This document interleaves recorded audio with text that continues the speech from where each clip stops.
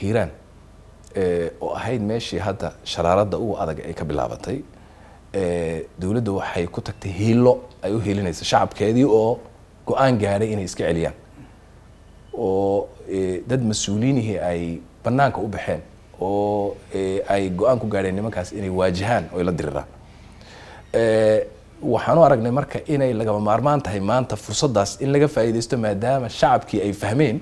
in loo heeliyo oo waxaan u aragnay haddii reer hiiraan laga adkaado in Soomaali laga adkaado haddii reer hiiraan adkaadaanna inay Soomaali adkaatay halkaas ay horta ayay ka bilaabatay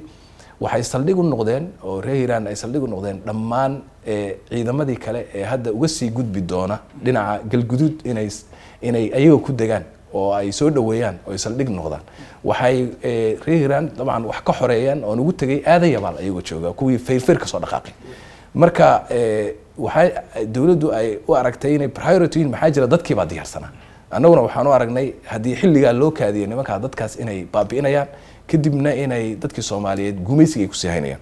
dhinaca galguduud sidoo kale ahayd waxaa jiray deegaano awood u yeeshay inay iska xoreeyaan oo reer Wisil iyo dadka ilaa la soo gaaray waxaa jiray deegaano kale oo intay la dagaalameen oo lagu fiirsaday runtii culeys badan ka soo gaaray ayaa jiray marka annaga waxaan xoog saarnay meelihii ay ka oogneyd nimankaas colaada ay shacabku u qabaan ayaguna ay dhibaatada ugu weyn ay ku hayeen meeshaasaan ayaan aadnay laakiin meelaha kalena ma aha in la halmaamay ma aha diyaar garow aad u adag socday sidaad ogtahay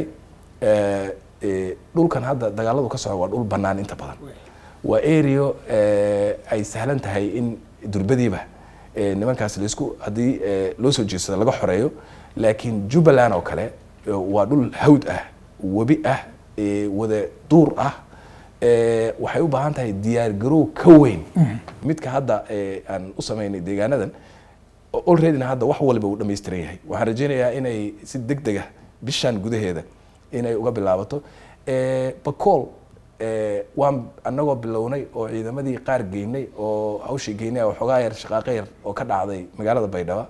ayaa keentay inaan khilaafkaas damino oo hadda aan ka shaqeynaynaa in